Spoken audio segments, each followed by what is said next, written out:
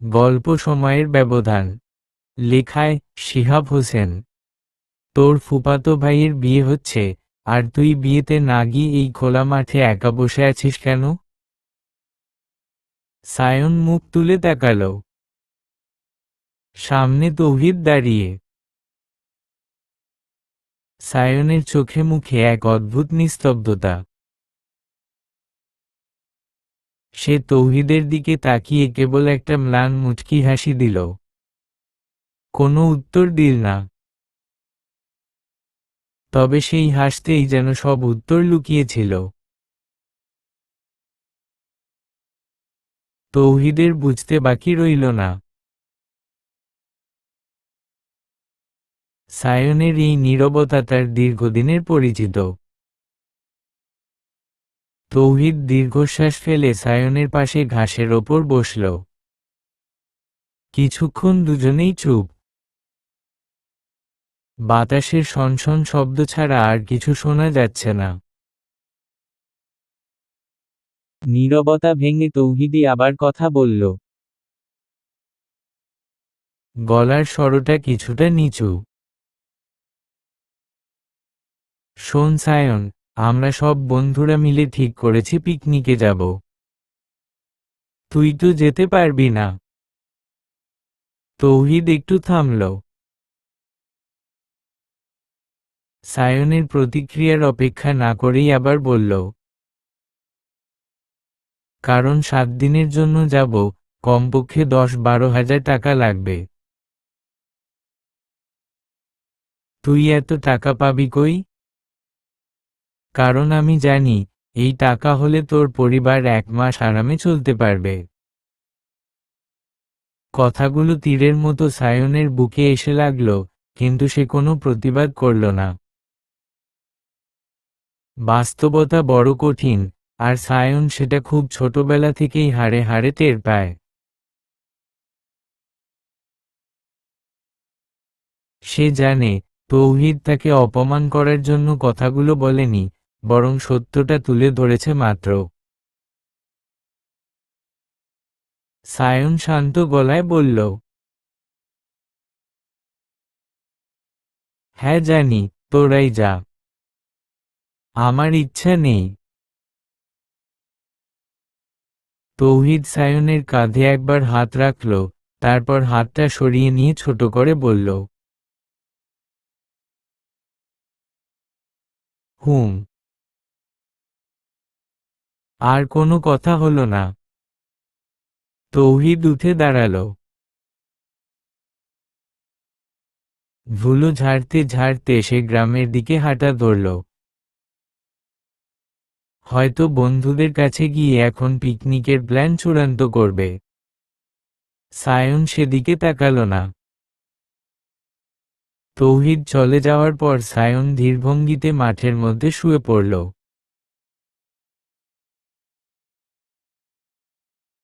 তার দৃষ্টি এখন ওপরের বিশাল খোলা আকাশের দিকে। গোধূলির আলো নিভে গিয়ে আকাশটা ধীরে ধীরে কালচে নীল হতে শুরু করেছে। 2-1টা তারা মিটমিট করে জ্বলছে।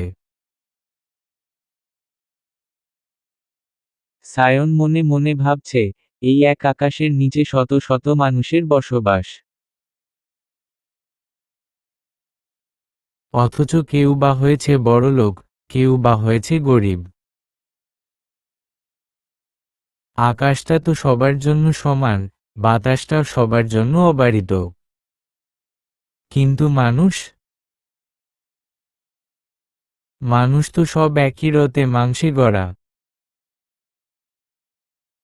কারোর গায়ে তো সোনা রূপার প্রলেপ নেই।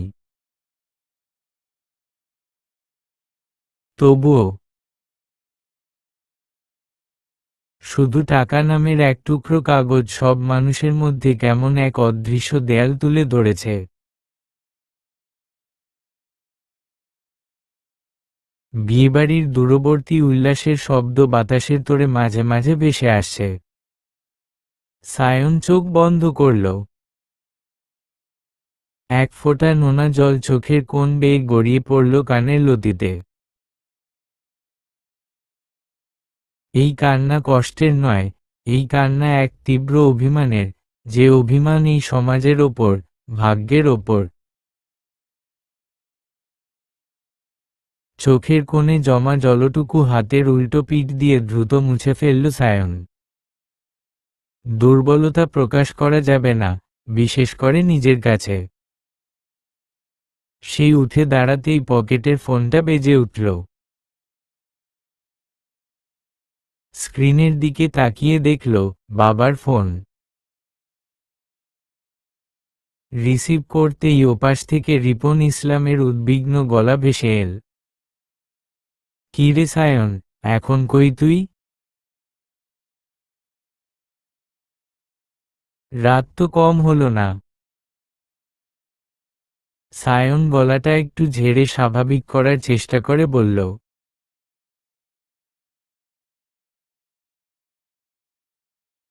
এই তো বাবা, মাঠের দিকে ছিলাম। আসছি আমি। ফোনটা পকেটে রেখে সায়ন দ্রুত বাড়ির পথ ধরল। দূরে ফুপির বাড়ির আলোকসজ্জা আর হইচই ক্রমশ মিলিয়ে যাচ্ছে, আর সামনে তার নিজের বাড়ির জীর্ণ টিনের চাল অন্ধকারে আবছা হয়ে ভেসে উঠছে। ঘরে ঢুকে সায়ন দেখল বাবা বারান্দার খুঁটিতে হেলান দিয়ে বসে আছেন। হালকা লাইটের আলোয় তার মুখটা অদ্ভুত বিষাদগ্রস্ত দেখাচ্ছে। বাবার চোখের নিচে কালির ছোপ, কপালে চিন্তার গভীর ভাঁজ। সায়নকে দেখেই রিপন ইসলাম দীর্ঘশ্বাস ফেললেন। তারপর অনেকটা আপন মনেই আক্ষেপ করে বললেন, যে বোনকে কোলেপিঠে করে বড় করলাম, নিজের সবটুকু দিয়ে বিয়ে দিলাম, আজ সে ভাইকে ভুলে গেল। বাড়ির পাশেই ছেলের বিয়ে, অথচ আমাদের যাওয়ার যোগ্যতাটুকুও নেই। বাবার গলার স্বরে অভিমান আর কষ্টের তীব্রতা স্পষ্ট। সায়ন বাবার পাশে বসে ধীর গলায় বলল, বাবা, এটাই তো দুনিয়ার নিয়ম। যাদের পকেটে টাকা থাকে না, তাদের কোনো আত্মীয় থাকে না। তুমি এসব নিয়ে ভেবো না। রিপন ইসলাম ছেলের দিকে তাকালেন। তারপর কিছুক্ষণ চুপ থেকে দৃঢ় গলায় বললেন, আমি একটা সিদ্ধান্ত নিয়েছি সায়ন। আমরা আর এখানে থাকব না। কালই এখান থেকে চলে যাব। সায়ন অবাক হয়ে বাবার দিকে তাকাল। রিপন ইসলাম বলে চললেন, শহরের শেষ মাথায় একটা জায়গা আছে, আমার এক পুরনো পরিচিত লোক থাকে ওখানে। তিনি একটা ব্যবস্থা করে দেবেন। তাছাড়া এখানে আর টেকা যাচ্ছে না। দেনার চাপ দিন দিন বেড়েই চলেছে। মান-সম্মান নিয়ে এই গ্রামে আর বাস করা সম্ভব না। পালিয়ে বাঁচা ছাড়া আমার আর কোনো পথ নেই রে বাপ। রান্নাঘর থেকে সায়নের মা, নূরজাহান বেগম সব শুনছিলেন। তিনি আঁচলে হাত মুছতে মুছতে বেরিয়ে এলেন। তার চোখে মুখে আতঙ্কের ছাপ। কি বলছো এসব? এই ভিটেমাটি, এতদিনের সংসার, সব ছেড়ে চলে যাব? কোথায় গিয়ে দাঁড়াবো এই বয়সে? সায়ন মায়ের দিকে তাকিয়ে ক্লান্ত স্বরে বলল, মা, এছাড়া আর কোনো উপায় নেই। বাবার কথাই ঠিক। দেনার দায় প্রতিদিন অপমানিত হওয়ার চেয়ে চলে যাওয়া ভালো। নয়তো আমাদের অবস্থা আরো খারাপ হবে। পুলিশ, পাওনাদার, এসব ঝামেলা সামলানোর ক্ষমতা আমাদের নেই। নূরজাহান বেগম স্বামীর মুখের দিকে তাকালেন। রিপন ইসলামের অসহায় দৃষ্টি তাকে হার মানাল। তিনি আঁচল দিয়ে চোখ মুছে বললেন,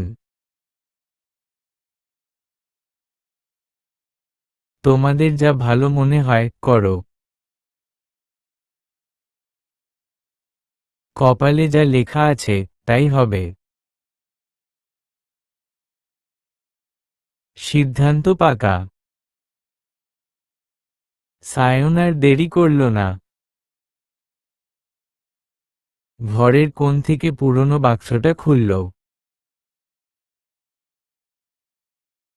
খুব বেশি কিছু নেওয়ার সুযোগ নেই, শুধু প্রয়োজনীয় কাপড়চোপড় আর দরকারি কিছু কাগজপত্র। ঘরের প্রতিটি জিনিস গুছাতে গিয়ে সায়নের বুকের ভেতরটা মোচড় দিয়ে উঠল। এই ঘর, এই গ্রাম, ওই মাঠ, সব কিছুতে তার শৈশব মিশে আছে। রিপন ইসলাম আগেই সব ব্যবস্থা করে রেখেছিলেন। রাত গভীর হতেই গ্রামের পথঘাট যখন নিস্তব্ধ, তখন তারা তিনজন তৈরি হল।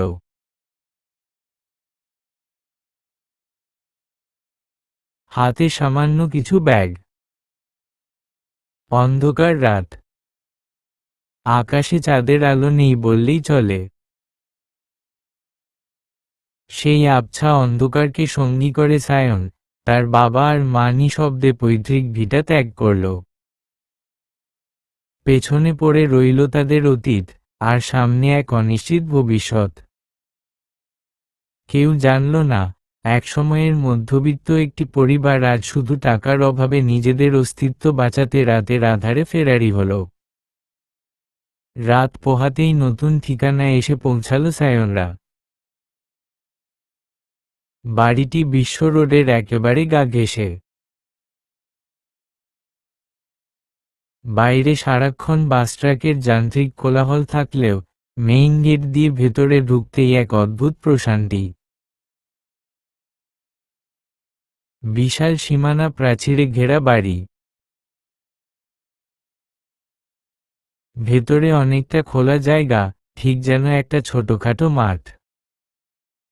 মাঠের শেষ প্রান্তে ইংরেজি ইউ শেপের মতো করে সাজানো টিনশেড পাকা দালান।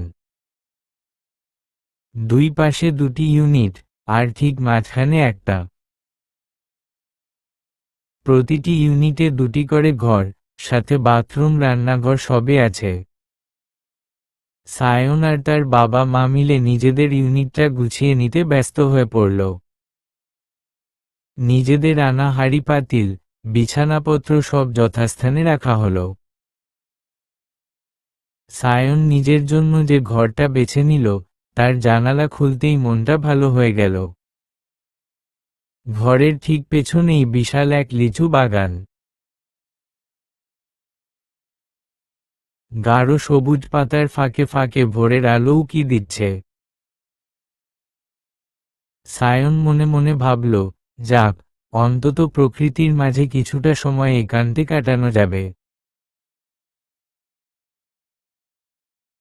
শহরের যান্ত্রিকতা এখানে এখনো গ্রাস করতে পারেনি। ঘর গোছাতে গোছাতে সায়নের মনে পুরনো স্মৃতিগুলো ভিড় করতে লাগল। তাদের অবস্থা তো এমন ছিল না। ছোটবেলা থেকে সায়ন বলতে গেলে সোনার চামচ মুখেই বড় হয়েছে। বাবা রিপন ইসলাম ছিলেন নামকরা ঠিকাদার। টাকার অভাব কখনো তাদের স্পর্শ করতে পারেনি। কিন্তু এক কালবৈশাখী ঝড়ে সব এলোমেলো হয়ে গেল। বাবা একটা বড় প্রজেক্টের কাজ পেয়েছিলেন। লাভের অঙ্কটা বিশাল হবে ভেবে তিনি চড়া সুদে অনেক টাকা ধার নিয়েছিলেন। কিন্তু কাজের মাঝপথে সেই প্রজেক্টের মালিক সব টাকা মেরে দিয়ে ফেরারি হয়ে যান। ব্যাস, ধসে পড়ল রিপন ইসলামের সাম্রাজ্য। পাওনাদারদের চাপ আর সুদের বোঝা দুইয়ে মিলে তাদের নিঃস্ব করে দিল। আর ঠিক তখনই রিপন সাহেব চিনলেন আসল মানুষ, যাদের তিনি নিজের আত্মীয় ভাবতেন। বিপদের দিনে তারা সবাই মুখ ফিরিয়ে নিল, কেউ পাশে দাঁড়ালো না, উল্টো দূরে ঠেলে দিল। তাই তো আজ তারা সব ছেড়ে এই অচেনা শহরে ফেরারই আসামি। সারাদিন ধকল আর ঘর গোছানোর কাজ শেষে বিকেলবেলা সায়ন একটু জিরিয়ে নিতে বের হলো। বাড়ির ভেতরের সেই খোলা মাঠটার এক কোণে গিয়ে চুপচাপ বসল সে। হঠাৎ পাশের ইউনিট থেকে একটি মেয়ে বেরিয়ে এল। বয়স 20-21 কোথায় হবে। সালোয়ার কামিজ পরা, চুলগুলো এলোমেলো করে বাঁধা, হাতে একটা ব্যাডমিন্টন র্যাকেট। মেয়েটির নাম মিলি। সে সায়নকে একা বসে থাকতে দেখে এগিয়ে এসে বেশ সাবলীল ভঙ্গিতে বলল, ভাইয়া, খেলবেন? একা একা ভালো লাগছে না। সায়ন মুখ তুলে তাকালো। মেয়েটির চোখে মুখে একটা চঞ্চলতা, কিন্তু সেই চাউনিতে এমন কিছু একটা ছিল যা সায়নের কাছে ঠিক স্বাভাবিক মনে হলো না। কেমন যেন অতিরিক্ত আগ্রহ বা অন্যরকম ইশারা।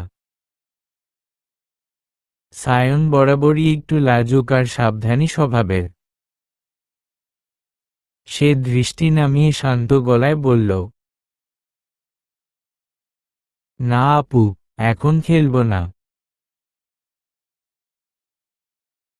মিলি হয়তো সায়নের গাম্ভীর্য দেখে আর কথা বাড়ালো না, র্যাকেট ঘোরাতে ঘোরাতে অন্যদিকে সরে গেল। কিন্তু সায়ন লক্ষ্য করল, মেয়েটি আর চোখে এখনো তাকেই দেখছে। সায়নের ভেতরটা অস্বস্তিতে ভরে উঠল। এই মেয়েটির হাবভাব তার কাছে সুবিধাজনক মনে হচ্ছে না। তাই অযথা ঝামেলা এড়াতে সে উঠে পড়ল। মাঠ পেরিয়ে সায়ন বাড়ির মেইন গেট দিয়ে বাইরে বেরিয়ে এল। বিশ্ব রোডের পাশ ধরে আনমনে হাঁটতে লাগল। পিছঝালা রাস্তার ধুলো আর গাড়ির হর্ন তাকে বাস্তবতার কথা মনে করিয়ে দিচ্ছে। হাঁটতে হাঁটতে সে চলে এল মেডিকেল কলেজের গার্লস হোস্টেলের সামনে।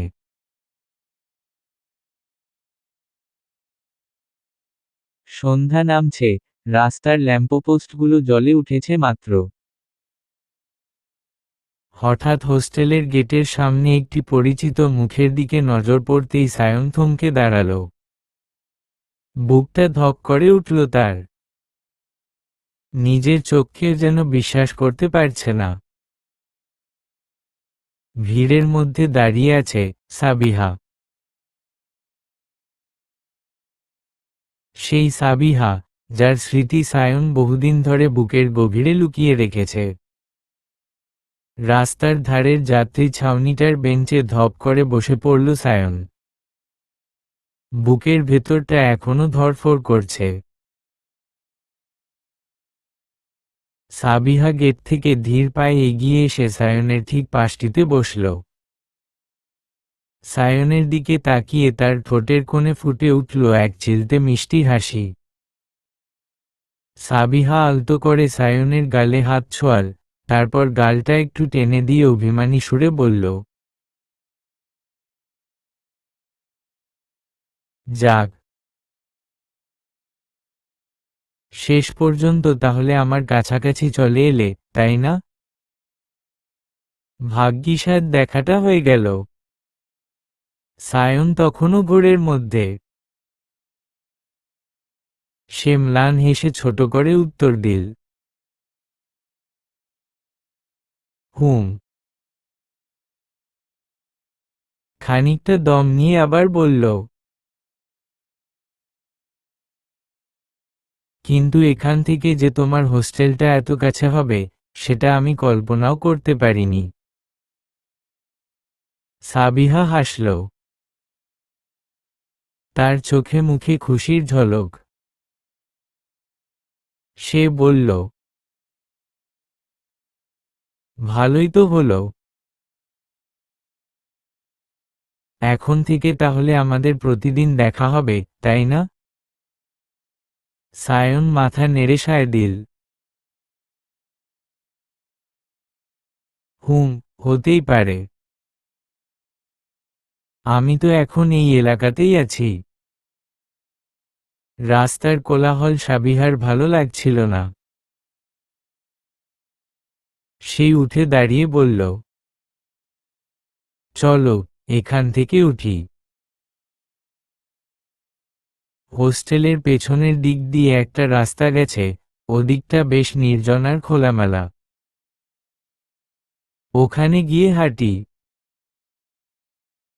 দুজনে রাস্তা পার হয়ে হোস্টেলের পেছনের নিরিবিলি পথটা ধরল।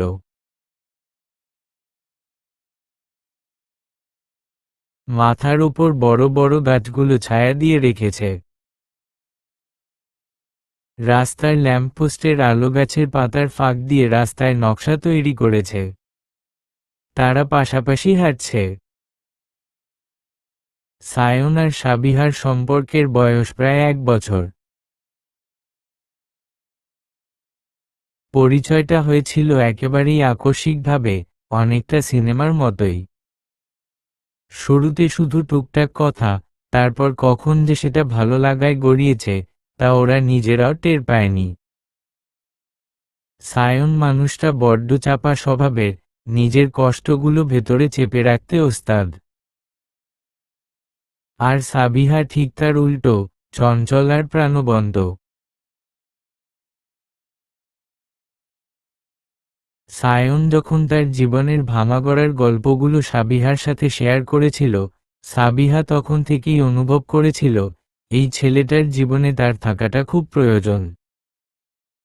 কেন প্রয়োজন, তা সে জানে না। শুধু জানে, সায়নের এলোমেলো জীবনটা গুছিয়ে দেওয়ার দায় যেন তার নিজের। হাঁটতে হাঁটতে রাস্তার পাশে একটা বড় কড়ি গাছের নিচে ফুসকার দোকান চোখে পড়ল। সায়ন দাঁড়িয়ে পড়ে বলল, ফুচকা খাবে?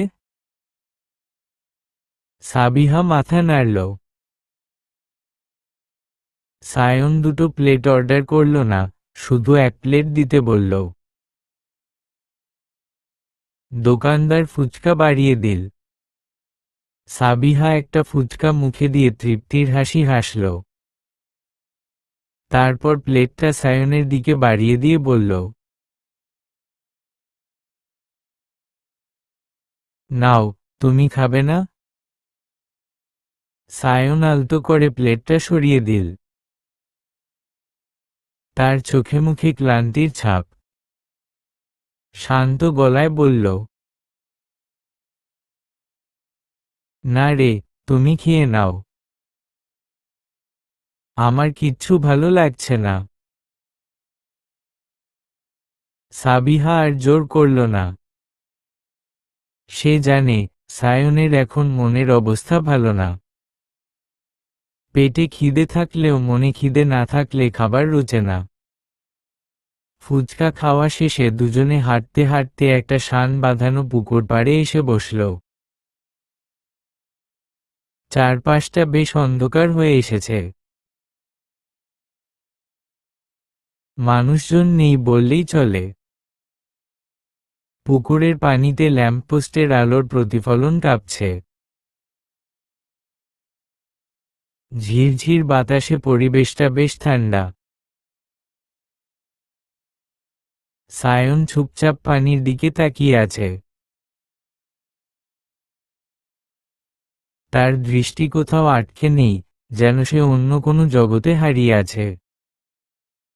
সাবিহা কিছুক্ষণ তার মুখের দিকে তাকিয়ে রইল। তারপর নিচু গলায় জিজ্ঞেস করল, সব সময় এমন অন্যমনস্ক হয়ে থাকো কেন বলো তো? আমাকে কাছে পেয়ে কি তোমার মন ভালো হয় না? সায়ন দীর্ঘশ্বাস ফেলল। পানির দিকে তাকিয়েই বলল, জানোই তো সাবিহা, আমার টেনশনের শেষ নেই। মাথার ভেতর সারাক্ষণ রাজ্যের চিন্তা ঘুরপাক খায়। বাবা মা, সংসার, ভবিষ্যৎ, সব মিলিয়ে আমি আর পারছি না। সাবিহা সরে এসে সায়নের আর একটু ঘেঁষে বসল। সায়নের চুলে আলতো করে আঙুল বুলিয়ে দিতে দিতে নরম স্বরে বলল, এত টেনশন করলে হবে, পাগল?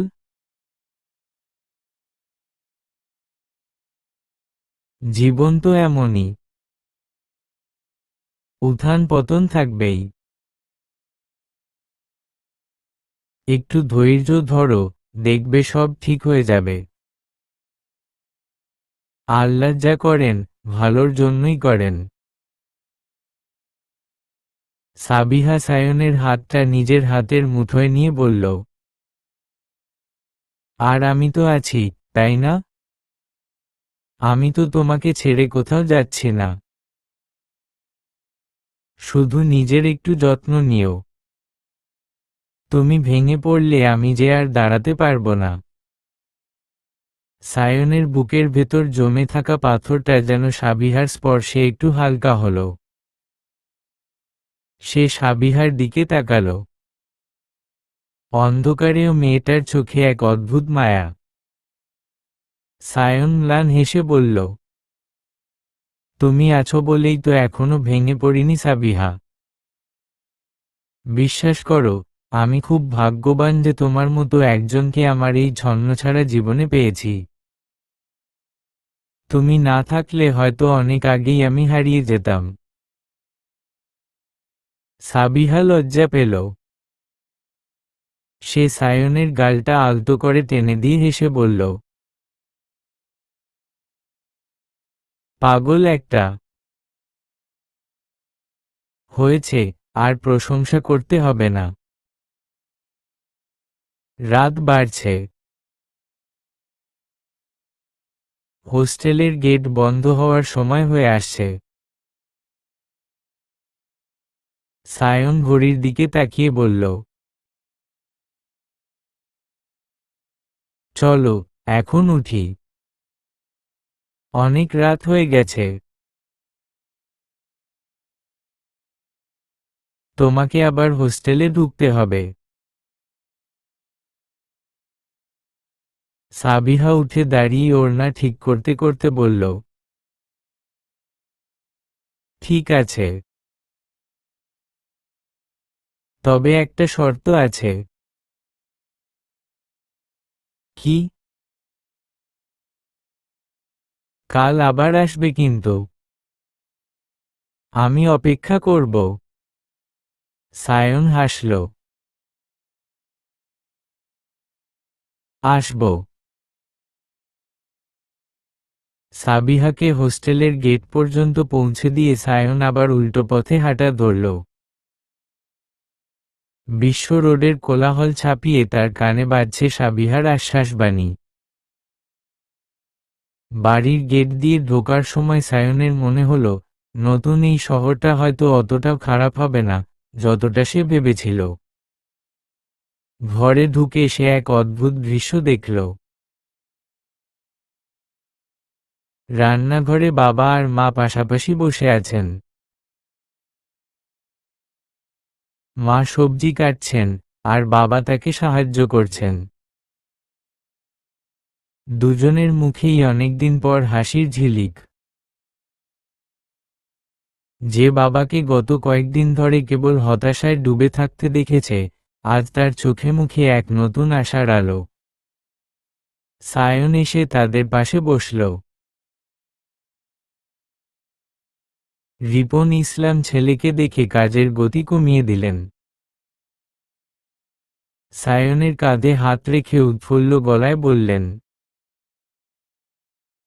জানিস সায়ন, আল্লাহ বোধহয় আমাদের দিকে মুখ তুলে চেয়েছেন। আর চিন্তা করিস না।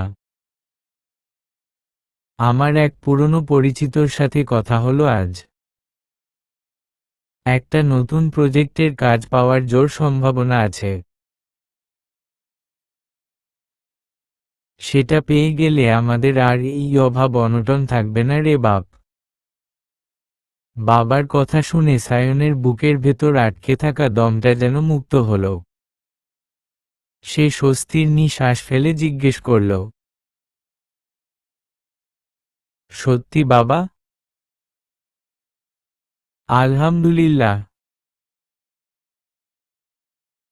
তা কাজটা কবে থেকে শুরু হবে? রিপন ইসলাম বললেন, সবকিছু ঠিক থাকলে আগামী মাস থেকেই শুরু হবে ইনশাআল্লাহ। সায়ন মনে মনে হিসাব কষল। আগামী মাস মানে আরো 30টা দিন। এই একটা মাস তো তাদের চলতে হবে। বাবার হাতে জমানো টাকা বলতে গেলে কিছুই নেই। ঘর ভাড়া, খাওয়া দাওয়া সব মিলিয়ে এই মাসটা পার করা বেশ কঠিন হবে। কিন্তু সে বাবার মুখের হাসিটা ম্লান করতে চাইল না। মুখে হাসি ফুটিয়ে বলল, খুব ভালো খবর বাবা। তুমি দেখো, সব ঠিক হয়ে যাবে।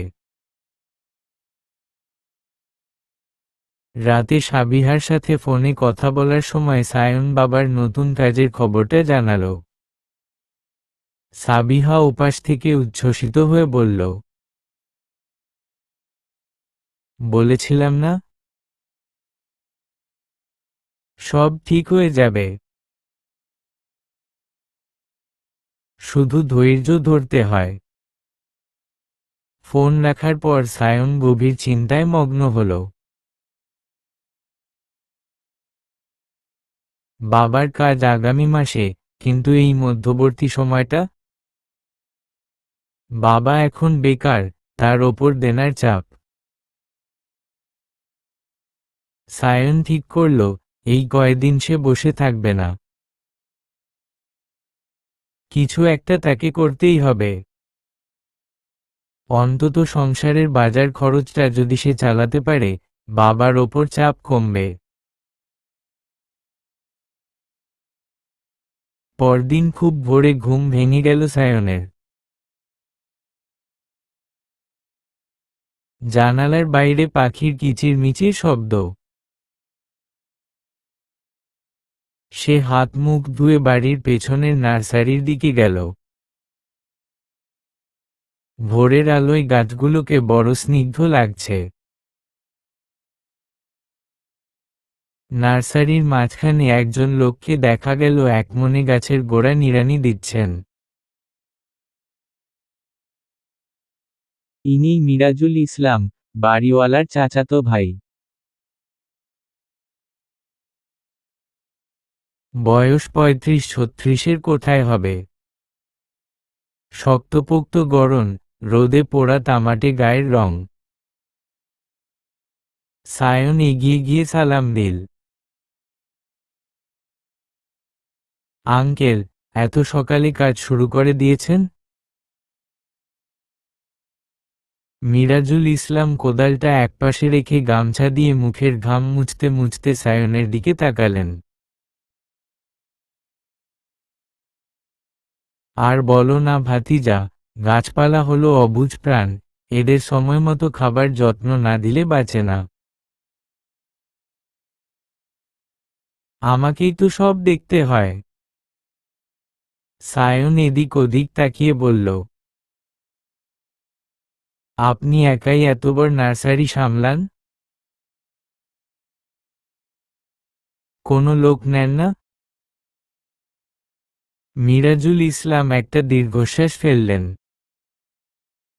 তার চোখে মুখে বিরক্তির ছাপ।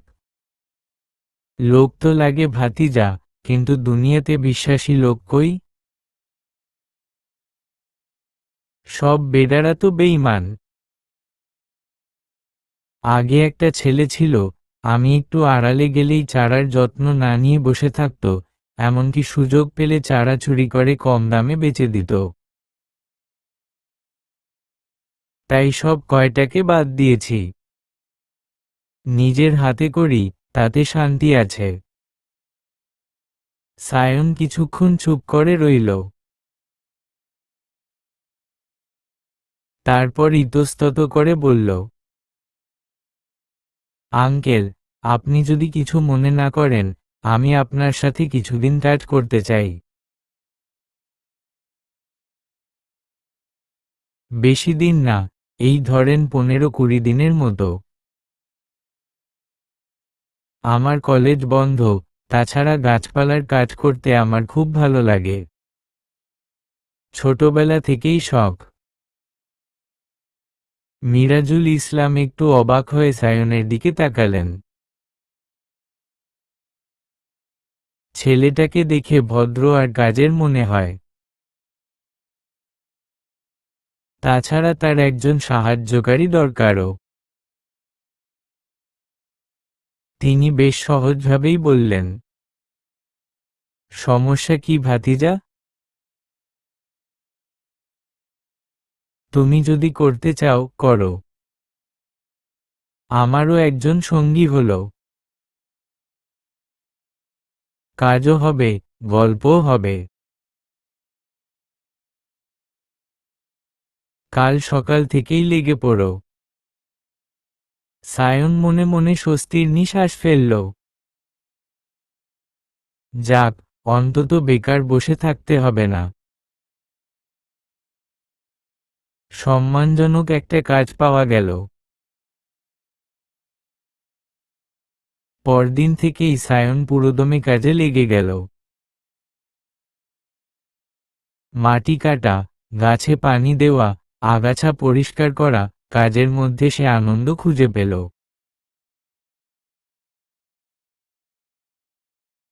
তবে একটা বিষয় তাকে বেশ অস্বস্তিতে ফেলে দিল। নার্সারির পাশেই মিলিদের ইউনিটের জানালা। কাজ করার সময় সায়ন প্রায়ই খেয়াল করে, মিলি জানালার গ্রিল ধরে দাঁড়িয়ে আর চোখে তাকে দেখছে। সায়ন তাকালেই মিলি খিলখিল করে হেসে ওঠে। সেই হাসিতে কেমন যেন এক অদ্ভুত মাদকতা আর প্রচ্ছন্ন ইঙ্গিত থাকে, যা সায়নকে লজ্জিত করে। সায়ন চেষ্টা করে সেদিকে না তাকাতে, কিন্তু মিলির দৃষ্টি যেন তাকে অনুসরণ করে। এভাবে বেশ কয়েকদিন কেটে গেল। সায়ন কাজের ফাঁকে ফাঁকে সাবিহার সাথে দেখা করে, ফোনে কথা বলে। জীবনটা একটু একটু করে ছন্দে ফিরছিল। কিন্তু হঠাৎ একদিন দুপুরে সায়নের ফোনে সাবিহার কল এল। রিসিভ করতেই ওপাশ থেকে সাবিহার কান্না ভেজা গলা ভেসে এল। সায়ন। সায়নের বুকটা ধক করে উঠল। সে উদ্বিগ্ন হয়ে জিজ্ঞেস করল, কি হয়েছে সাবিহা? তুমি কাঁদছ কেন? সাবিহা ফুপিয়ে বলল, বাড়ি থেকে আমার বিয়ে ঠিক করেছে সায়ন। ছেলে সরকারি চাকরি করে। আব্বা আম্মা কালই পাকা কথা দিতে চায়। আমি কি করব বুঝতে পারছি না। সায়নের হাত থেকে নিড়ানিটা মাটিতে পড়ে গেল। দুপুরের কড়া রোদ হঠাৎ করেই যেন তার চোখে অন্ধকার হয়ে এল। হোস্টেলের রুমটায় থমথমে নীরবতা। জানালার বাইরে দুপুরের রোদের তেজ কমতে শুরু করেছে, কিন্তু সাবিহার মনের ভেতর যে ঝড় বইছে তার তেজ একটু কমছে না। বিছানায় পা মুড়ে বসে আছে সে। গাল বেয়ে টুপটুপ করে গড়িয়ে পড়ছে নোনা জল। চোখের সামনে বারবার ভেসে উঠছে বাবা মায়ের কড়া নির্দেশ আর সায়নের অসহায় মুখ। সাবিহার রুমমেট এবং কাছের বান্ধবী রুমি অনেকক্ষণ ধরে তাকে দেখছে। আর চুপ থাকতে না পেরে সে সাবিহার পাশে এসে বসল। কাঁধে হাত রেখে নরম গলায় বলল, আর কত কাঁদবি সাবিহা? চোখ তো ফুলে ঢোল হয়ে গেছে। ভাগ্যকে মেনে নেবন। যা হচ্ছে হয়তো ভালোর জন্যই হচ্ছে। সাবিহা চোখের পানি মুছে রুমির দিকে তাকাল। তার দৃষ্টিতে এক ধরনের জেদ আর অসহায়ত্বের মিশ্রণ। রুমি একটু থেমে আবার বলল, তুই হয়তো এখন আবেগের বশে অনেক কিছু ভাবছিস, কিন্তু বাস্তবতাটা বোঝার চেষ্টা কর। সায়নের আর্থিক অবস্থা তো দেখছিস। তুই কি ওর সাথে সুখী হতে পারবি? কথায় আছে না, অভাব যখন দরজা দিয়ে ঢোকে, ভালোবাসা তখন জানালা দিয়ে পালায়। সাবিহার ভেতরটা মোচড় দিয়ে উঠল। রুমির কথাগুলো তীরের মতো বিঁধলেও সে দমে গেল না। দৃঢ় গলায় বলল, আজ হয়তো ওর অভাব আছে রুমি, কিন্তু এই অভাব তো চিরস্থায়ী নয়। আমার বিশ্বাস সায়ন একদিন ঘুরে দাঁড়াবে। ওর সেই যোগ্যতা আছে। আর সুখ? সুখ কি শুধু টাকায় থাকে? আমার ওকে চাই। আমি সিদ্ধান্ত নিয়েছি, সায়নকেই বিয়ে করব। রুমি অবাক হয়ে তাকাল। সাবিহার এই পাগলামি দেখে সে কিছুটা বিরক্তই হল। ঝাঝালো গলায় বলল, তুই পাগল হয়েছিস?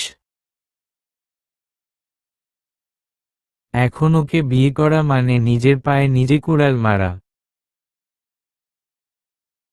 তোর পরিবার তোদের কোনোদিন মেনে নেবে না।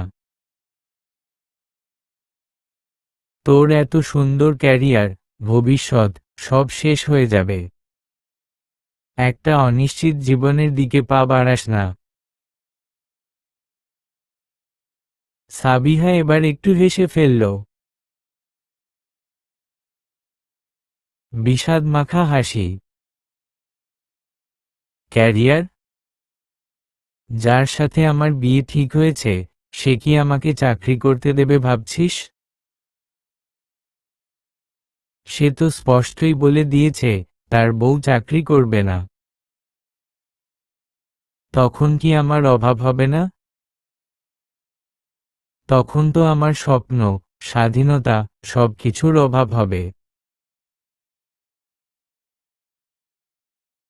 আর সায়নের সাথে থাকলে হয়তো টাকার অভাব হবে, কিন্তু স্বাধীনতার অভাব হবে না, ভালোবাসার অভাব হবে না। রুমি সাবিহার যুক্তির কাছে হেরে গেল। দীর্ঘশ্বাস ফেলে বলল, তোর যা ভালো মনে হয় কর। তোর জীবন, তুই যদি নিজের হাতে সেটা শেষ করতে চাস তো কর। আমার আর কিছু বলার নেই। রুমি উঠে চলে যেতেই সাবিহা মোবাইলটা হাতে নিল। কাঁপা কাঁপা হাতে সায়নের নম্বরে ডায়াল করল। বিকেল গড়িয়ে সন্ধ্যা নামছে। সেই পরিচিত পুকুর পার। আজ আকাশটা একটু মেঘলা, বাতাসটাও ভারী। সায়ন আর সাবিহা পাশাপাশি বসে আছে। সায়নের মুখটা গম্ভীর, চিন্তায় কপালে ভাঁজ পড়েছে। সাবিহা তার দিকে তাকিয়ে সরাসরি বলল, আমি তোমাকে বিয়ে করতে চাই সায়ন। এখনই। সায়ন চমকে তাকালো। সে আশা করেনি সাবিহা এমন হুট করে বিয়ের কথা বলবে।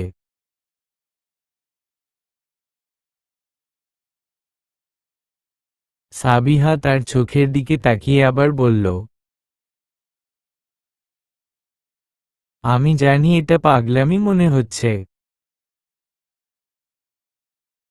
কিন্তু এছাড়া আমার আর কোনো উপায় নেই। বাবা মা খুব দ্রুত বিয়ের আয়োজন করছে। আমি যদি এখন কোনো সিদ্ধান্ত না নিই, তোমাকে চিরতরে হারিয়ে ফেলব। আর বিশ্বাস করো, তোমাকে ছাড়া আমি আর কাউকে ভাবতে পারি না। সায়ন মাথা নিচু করে মাটির দিকে তাকিয়ে রইল। তার গলার স্বর ভারী শোনালো। আমিও তো তোমাকে চাই সাবিহা।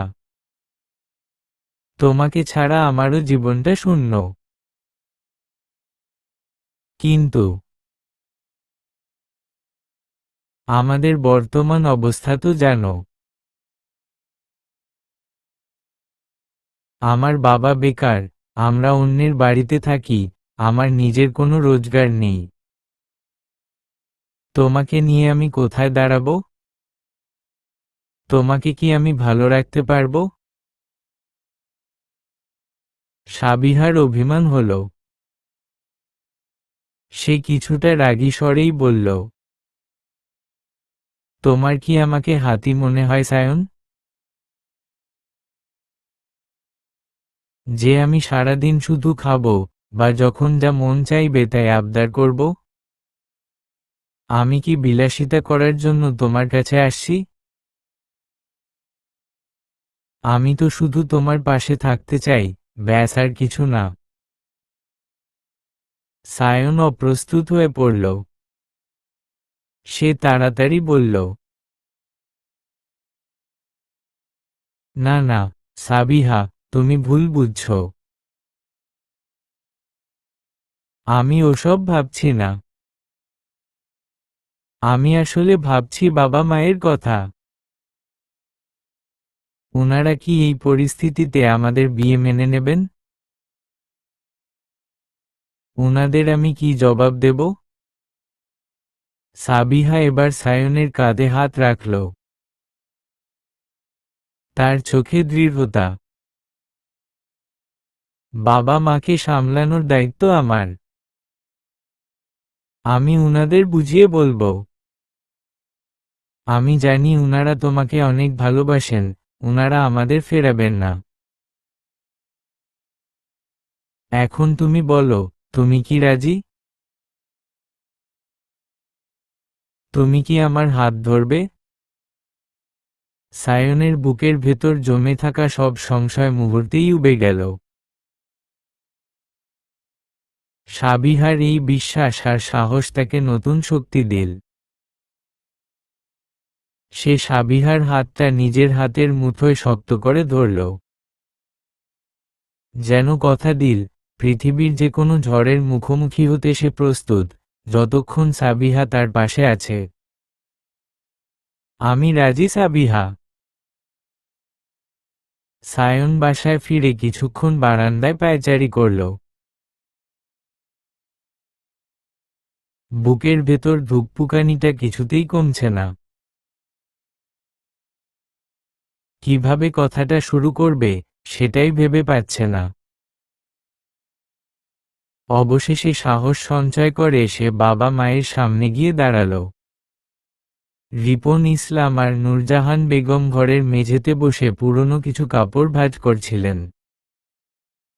সায়নকে দেখে নূরজাহান বেগম বললেন, কি রে বাবা, মুখটা এমন শুকিয়ে আছে কেন? কিছু হয়েছে? সায়ন এক ঢোক গিলে সরাসরি বলল, মা, বাবা, আমি সাবিহাকে বিয়ে করতে চাই। মুহূর্তেই ঘরের বাতাস যেন থমকে গেল। নূরজাহান বেগম হাতের কাপড়টা নিচে রেখে অবাক হয়ে ছেলের দিকে তাকালেন। তার চোখ কপালে ওঠার জোগাড়। কি বলছিস তুই সায়ন? মাথা ঠিক আছে তোর? এখন বিয়ে? এই অবস্থায় তুই বউকে রাখবি কই? খাওয়াবি কি? আমাদের নিজেদেরই থাকার ঠিক নেই, নুন আনতে পান্তা ফুরায়, আর তুই বলছিস বিয়ের কথা? তাছাড়া বিয়ে করতে গেলেও তো কিছু টাকা পয়সার দরকার, যা এই মুহূর্তে আমাদের হাতে কানাকড়িও নেই। মায়ের কথায় যুক্তি আছে, সায়ন জানে। কিন্তু তার কাছে যে আর কোনো পথ খোলা নেই। সে মলিন মুখে বলল, আমি জানি মা, আমাদের অবস্থা খুব খারাপ। কিন্তু এখন যদি আমি ওকে বিয়ে না করি, তাহলে আর কোনোদিন ওকে পাবো না। ওর পরিবার জোর করে অন্য জায়গায় বিয়ে দিচ্ছে। ওকে আমি সারা জীবনের জন্য হারিয়ে ফেলবো মা। ছেলের গলার হাহাকার শুনে নূরজাহান বেগমের মনটা নরম হলো, কিন্তু বাস্তবতার চিন্তা তাকে থামিয়ে দিল। তিনি আবার কিছু বলতে যাচ্ছিলেন, কিন্তু তাকে থামিয়ে দিয়ে রিপন ইসলাম কথা বললেন। এতক্ষণ তিনি চুপচাপ শুনছিলেন। এবার ছেলের দিকে তাকিয়ে শান্ত কিন্তু দৃঢ় গলায় বললেন, তুই বিয়ে করে নে সায়ন। নূরজাহান বেগম স্বামীর দিকে তাকালেন, যেন বিশ্বাস করতে পারছেন না। রিপন ইসলাম স্ত্রীর দিকে তাকিয়ে বললেন, আমরা তিনজন যদি কোনোমতে নিজেদের পেট চালাতে পারি, তবে আরেকজন বাড়লে খুব একটা বেশি হবে না। আল্লাহর রিজিকের মালিক। ছেলের সুখের চেয়ে বড় কিছু হতে পারে না। মেয়েটা যখন এই অবস্থাতেও সায়নের হাত ধরতে চাইছে, তখন তাকে ফিরিয়ে দেওয়া ঠিক হবে না। বাবার কথা শুনে সায়নের মনে হলো সে যেন পাহাড় সম বোঝা নামিয়ে ফেলল। নতুন করে আত্মবিশ্বাস ফিরে পেল সে। বাবার দিকে কৃতজ্ঞতার দৃষ্টিতে তাকিয়ে সে মাথা নাড়ল।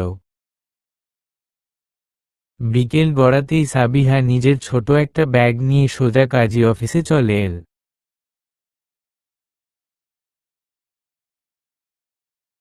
তার চোখে মুখে উৎকণ্ঠা আর উত্তেজনা। সায়নও যথাসময়ে হাজির হল। সাবিহার পরনে সাধারণ সালোয়ার কামিজ, কোনো সাজগোজ নেই, নেই কোনো গয়নার জৌলুস। কিন্তু সায়নের কাছে তাকেই পৃথিবীর সবচেয়ে সুন্দর মনে হল। হঠাৎ কাজী অফিসের দরজায় ছায়া পড়ল। সায়ন চমকে উঠে দেখল, সাবিহার বড় ভাই শাহেদ আর তার স্ত্রী রিফা ঢুকছেন। সায়নের বুকটা কেঁপে উঠল। ভাই কি তবে বোনকে ফিরিয়ে নিতে এসেছেন? শাহেদ সায়নের ভয়ার্ত মুখ দেখে হাসলেন।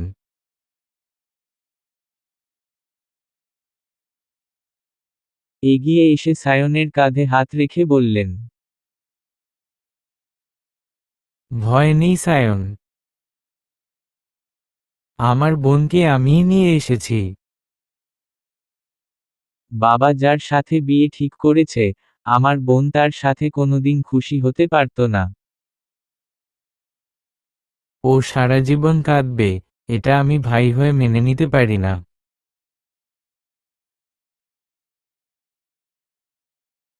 শাহেদের স্ত্রী রিফা হাসিমুখে সাবিহার পাশে দাঁড়িয়ে বলল, আর একদম চিন্তা করো না। আমরা আছি তোমাদের পাশে। যা দরকার আমরা দেখব। সায়ন আর সাবিহার চোখে তখন কৃতজ্ঞতার জল। পরিবারের অমতে বিয়ে হলেও অন্তত ভাই ভাবির সমর্থন পাওয়াটা তাদের জন্য অনেক বড় পাওয়া। কাজী অফিসে খুব অনাড়ম্বরভাবেই বিয়েটা সম্পন্ন হলো। দোয়া পড়ে স্বাক্ষর করে সায়ন আর সাবিহা নতুন জীবনে পা রাখল। কিন্তু বাসায় ফেরার পর দেখা দিল এক নতুন বিপত্তি। সায়নের ঘরটা খুব ছোট। সেখানে একটা সিঙ্গেল খাট পাতা। খাটটা সাধারণ সিঙ্গেল খাটের চেয়ে একটু চওড়া হলেও দুজন মানুষের জন্য সেটা মোটেও যথেষ্ট নয়।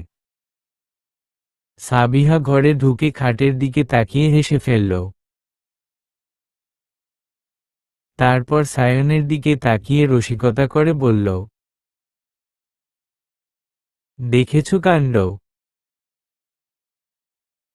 দুনিয়ায় কত মানুষের ঘরে ডাবল বা 3 ডাবল খাট পড়ে থাকে, অথচ তারা বিয়ের জন্য হাহুতাশ করে মরে। আর তোমার এইটুকু একটা সিঙ্গেল খাট, অথচ বউ এসে হাজির। সায়ন লজ্জা পেয়ে মাথা চুলকাতে চুলকাতে হাসল। সেও সাবিহার সাথে তাল মিলিয়ে বলল, তাহলে তো সিঙ্গেল ছেলেদের এখন থেকে উচিত, যদি তাদের ঘরে ডাবল খাট থাকে, তবে সেটা ফেলে দিয়ে সিঙ্গেল খাট নেওয়া। তাহলেই হয়তো কপাল খুলবে, কি বলো? সাবিহা খিলখিল করে হেসে উঠল। একদম ঠিক বলেছ। তাদের হাসির শব্দে ছোট ঘরটা যেন প্রাণ ফিরে পেল। বাইরে রাত গভীর হচ্ছে। ঘরে কোনো জাঁকজমক নেই, ফুলসজ্জার কোনো আয়োজন নেই। তবুও সেই রাতটা হয়ে উঠল তাদের জীবনের সবচেয়ে সুন্দরতম রাত। ভালোবাসার পূর্ণতায় ভরপুর সেই রাতে তারা একে অপরকে কথা দিল, জীবনের সব চড়াই উতরাই তারা এভাবেই হাসিমুখে পার করবে। অভাব হয়তো আছে, কিন্তু ভালোবাসার কোনো কমতি নেই এই ছোট্ট সংসারে। ভোরের রোদ জানালার গ্রিল ভেদ করে বিছানায় এসে পড়েছে। সাবিহার ঘুম ভেঙেছে অনেক আগেই, কিন্তু বিছানা ছাড়তে ইচ্ছে করছিল না। তবুও মায়ের কথা মনে হতেই সে ফোনটা হাতে নিল। বুকের ভেতরটা কাঁপছে। অনেক দ্বিধা নিয়ে মায়ের নম্বরে ডায়াল করল। দুবার রিং হতেই ওপাশ থেকে ফোন রিসিভ হলো। সাবিহা কিছু বলার আগেই মায়ের কর্কশ গলা ভেসে এল, খবরদার, আর কখনো আমাদের সাথে কথা বলার চেষ্টা করবি না। তুই আমাদের মরা মুখ দেখবি, তবুও তোর মুখ আমরা দেখতে চাই না। তুই আমাদের মান সম্মান সব ধুলোয় মিশিয়ে দিয়েছিস। আমাদের মুখে চুনকালি দিয়েছিস তুই। সাবিহার বুকের ভেতরটা দুমড়ে মুচড়ে গেল। সে কান্নাজড়িত গলায় বলল, বিশ্বাস করো আম্মু, আমি। কিন্তু তার কথা শেষ হওয়ার আগেই ওপাশ থেকে লাইন কেটে দেওয়া হাত থেকে ফোনটা বিছানায় নামিয়ে সে দুহাতে মুখ ঢেকে কান্নায় ভেঙে পড়ল। সায়ন তখন ঘরেই ছিল। সাবিহার কান্না দেখে সে দ্রুত পাশে এসে বসল। সাবিহার কাঁধে হাত রাখতেই সাবিহা নিজেকে আর ধরে রাখতে পারল না।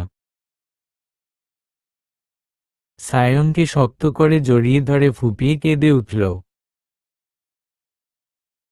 সায়ন তাকে শান্ত করার জন্য পিঠে হাত বুলিয়ে দিতে দিতে বলল,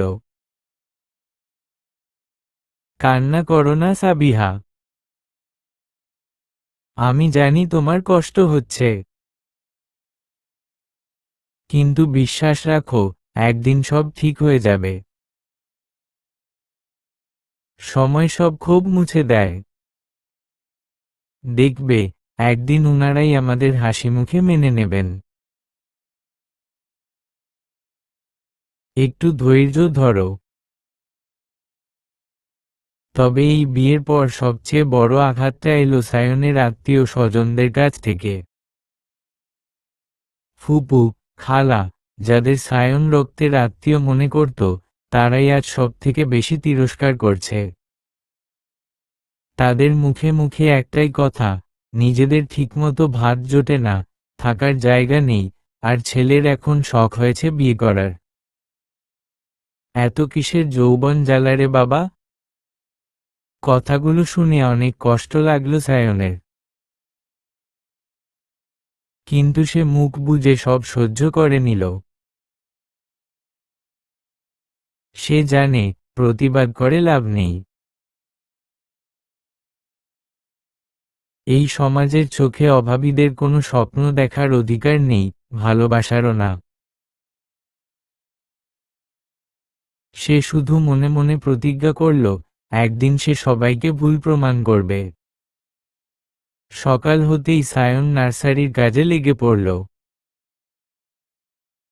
গাছপালার মাঝে থাকলে তার মনটা ভালো হয়ে যায়। এদিকে সাবিহা ফ্রেশ হয়ে রান্নাঘরে এল। দেখল সায়নের মা, নূরজাহান বেগম একা হাতে রান্নার জোগাড় করছেন। সাবিহা এগিয়ে গিয়ে বলল, মা, আমাকে বলুন কি করতে হবে। আমি করে দিচ্ছি। নূরজাহান বেগম অবাক হয়ে নতুন বউয়ের দিকে তাকালেন। তারপর স্নেহের হাসি হেসে বললেন, আরে নানা বৌমা, তুমি কেন করবে? তুমি বাবার বাড়িতে অনেক আদরে বড় হয়েছ, আমি জানি। এসব কুটাবাছা করতে গিয়ে হুট করে হাত কেটে ফেলবে। তুমি ঘরে গিয়ে বসো। সাবিহা হাসল। তার চোখে মুখে এক অদ্ভুত প্রশান্তি। সে বলল, মা, আমি কিন্তু হোস্টেলে ছিলাম অনেক দিন। নিজের কাজ নিজে করার অভ্যাস আমার আছে। তাই এটা নিয়ে একদম চিন্তা করবেন না। নূরজাহান বেগম আর না করতে পারলেন না। বললেন, ঠিক আছে মা, তাহলে ওই সবজিগুলো ধুয়ে দাও। দুই বউ শাশুড়ি মিলে গল্প করতে করতে রান্নার কাজে লেগে গেল। রান্নাঘরটা যেন মুহূর্তেই আপন হয়ে উঠল সাবিহার কাছে। কিছুক্ষণ পর সায়নের বাবা, রিপন ইসলাম ঘরে ঢুকলেন। তার মুখটা বেশ গম্ভীর, কপালে চিন্তার ভাঁজ। নূরজাহান বেগম তার দিকে তাকিয়েই বুঝলেন কিছু একটা গড়বড় হয়েছে। তিনি জিজ্ঞেস করলেন, কি হয়েছে? এমন দেখাচ্ছে কেন তোমাকে? রিপন ইসলাম একটা চেয়ার টেনে বসলেন। দীর্ঘশ্বাস ফেলে বললেন, যে কাজটা পাওয়ার কথা ছিল আগামী মাসে, সেটা নাকি আরো 3 মাস পিছিয়েছে। এখন কি হবে বুঝতে পারছি না। কথাটা শুনে নূরজাহান বেগমের মাথায় যেন আকাশ ভেঙে পড়ল। হাত থেকে সবজির ঝুড়িটা প্রায় পড়েই যাচ্ছিল। 3 মাস? তাহলে আমরা চলবো কি করে?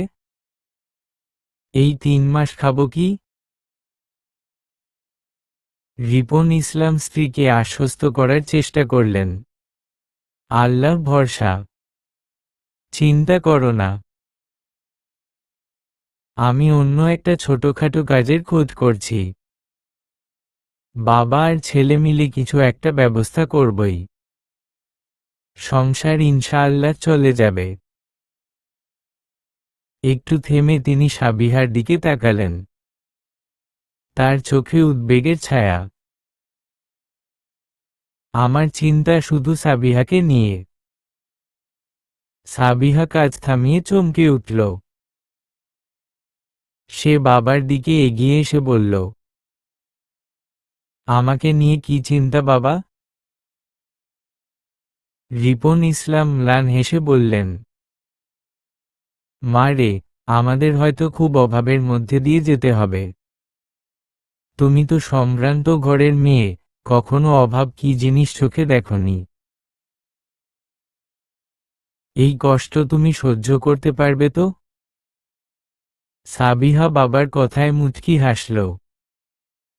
তার উত্তরে এক অদ্ভুত পরিপক্কতা ফুটে উঠল। বাবা, আমি ছোটবেলা থেকে যা চেয়েছি তাই পেয়েছি। দুনিয়ার কোনো বিলাসিতার প্রতি আমার আর কোনো আকাঙ্ক্ষা নেই। আপনারা যদি এই বয়সে কষ্ট সহ্য করতে পারেন, তবে আমি কেন পারব না? আমি তো আপনাদেরই মেয়ে এখন। সাবিহার এই সহজ স্বীকারোক্তি আর মনের জোর দেখে রিপন ইসলাম ও নূরজাহান বেগমের চোখ ভিজে উঠল। বিকেলের রোদ নার্সারির সবুজ পাতায় খেলা করছে। সাবিহা ধীর পায়ে বাড়ির পেছনের নার্সারিতে এসে দাঁড়াল। সায়ন আপন মনে গাছে পানি দিচ্ছে, তার পরনে কাজের ময়লা জামা, কপালে বিন্দু বিন্দু ঘাম। সাবিহা মুগ্ধ নয়নে দেখছিল, কিন্তু হঠাৎ তার দৃষ্টি আটকে গেল অন্য এক জায়গায়। নার্সারির পাশের জানালার গ্রিল ধরে দাঁড়িয়ে আছে মিলি। একদৃষ্টে সে সায়নের দিকে তাকিয়ে আছে। তার চোখে সেই পরিচিত কুহকিনী চাহনি। সাবিহার ভ্রু কুঁচকে গেল। বুকের ভেতরটা জ্বলে উঠল ঈর্ষায় নয়, বরং অধিকারে। সে সায়নের দিকে একবার তাকালো, তারপর সোজা মিলির জানালার দিকে তাকিয়ে ইশারায় জিজ্ঞেস করল, কি দেখছেন ওদিকে? সাবিহার সরাসরি দৃষ্টি আর ইশারায় মিলি বোধ হয় একটু অপ্রস্তুত হয়ে পড়ল। কিংবা হয়তো সায়নের নতুন বউকে দেখে লজ্জা পেল। সে দ্রুত জানালা থেকে সরে গেল। সায়ন পানি দেওয়া শেষ করে পাইপটা নামিয়ে রাখল। সাবিহাকে দেখে কাছে এগিয়ে এসে হাসি মুখে তার গালটা আলতো করে টেনে দিয়ে বলল, কি ব্যাপার ম্যাডাম? এই অসময়ে এখানে কি করছেন? সাবিহার রাগ তখনও কমেনি। সে মুখটা একটু বাঁকিয়ে অভিমানের সুরে বলল, আমি এসে বুঝি খুব বিরক্ত করলাম? নাকি আমার আশাটা ঠিক হলো না? সায়ন অবাক হয়ে বলল, কই, না তো। তুমি আসবে, এতে বিরক্ত হব কেন? সাবিহা জানালার দিকে ইঙ্গিত করে নিচু গলায় বলল, আচ্ছা, ওই মেয়েটা তোমার দিকে অমন করে তাকিয়ে থাকে কেন বলো তো? আমার একদম ভালো লাগে না। সায়ন জানালার দিকে একবার তাকালো, তারপর গলা নামিয়ে ফিসফিস করে বলল, আমি নিজেও জানি না কেন তাকায়। তবে মেয়েটা ডিভোর্সি। শুনেছিলাম, পরকীয়া বা ওই ধরনের কোনো কেলেঙ্কারি ছিল, সেজন্য স্বামী তাকে ডিভোর্স দিয়েছে। আমার কাছে ওর চাহনি খুব একটা সুবিধাজনক মনে হয় না, তাই আমি সবসময় দূরত্ব বজায় রাখি। সাবিহা কথাটা শুনে অবাক হলো। কি বলো? এই বয়সেই ডিভোর্স? তারপর কোমরে হাত রেখে কৃত্রিম রাগের ভঙ্গিতে বলল, শোনো মিস্টার, আমি থাকতে যদি আমার বরের দিকে অন্য কেউ চোখ তুলে তাকায়, তবে আমি কিন্তু আঙুল দিয়ে গুঁতো মেরে তার চোখ কানা করে দেব। বুঝেছ? সায়ন সাবিহার এই অধিকারবোধ দেখে হেসে ফেলল। বুঝেছি বাবা, বুঝেছি। আমার চোখ থাকতে অন্য কেউ আমার দিকে তাকাতে সাহস পাবে না। সন্ধ্যার পর চারজনের ছোট্ট সংসারটা যেন এক আনন্দের মেলায় পরিণত হয়। কখনো সায়ন তার বাবা মায়ের সাথে লুডো খেলে, কখনো সাবিহা মজার কোনো ঘটনা বলে সবাইকে হাসায়। অভাবের ছায়া থাকলেও এই পরিবারে সুখের কোনো কমতি নেই। রাতে খাওয়ার পর সায়ন আর সাবিহা তাদের ছোট্ট ঘরটায় শুয়ে আছে। সায়নের মাথা সাবিহার কোলে। সাবিহা খুব যত্ন করে সায়নের চুলে বিলি কেটে দিচ্ছে। সায়নের চোখ ঘুমে জড়িয়ে আসছে। হঠাৎ সাবিহা নিস্তব্ধতা ভেঙে বলল, শোনো, একটা কথা ভাবছিলাম। সায়ন চোখ না খুলেই বলল, কি কথা? ভাবছি, কোনো একটা কাজ করব। এই মনে করো টিউশনি বা কোনো কোচিং সেন্টারে পড়ানোর কাজ যদি পাই। আমি তো সায়েন্সে ছিলাম, ম্যাথ আর ফিজিক্সটা ভালোই পারি। আমি যদি সংসারে কিছুটা সাহায্য করতে পারি, তাহলে সবার জন্যই ভালো হতো, তাই না? সায়ন চোখ খুলে সাবিহার দিকে তাকালো। তার কপালে চিন্তার রেখা। সে বলল, আমি চাই না তুমি এখনই বাইরে গিয়ে কাজ করো সাবিহা। তুমি তো কখনো এসব করনি। তাছাড়া নতুন বউ তুমি, এলাকার মানুষ কি বলবে? সাবিহা সায়নের গালে হাত রেখে নরম গলায় বলল, মানুষ কি বলল তাতে আমাদের কি আসে যায় সায়ন? আমাদের পেটের খিদে তো আর মানুষ মেটাবে না। আপাতত কিছু একটা করলে আমাদের সবার জন্যই ভালো হতো। বাবার কাজটা তো আরো 3 মাস পিছিয়েছে। এই সময়টা আমরা কিভাবে চলব? সায়ন বুঝল সাবিহার কথার যুক্তি আছে। তার আত্মসম্মানে লাগলেও বাস্তবতা তো এটাই। সে দীর্ঘশ্বাস ফেলে বলল,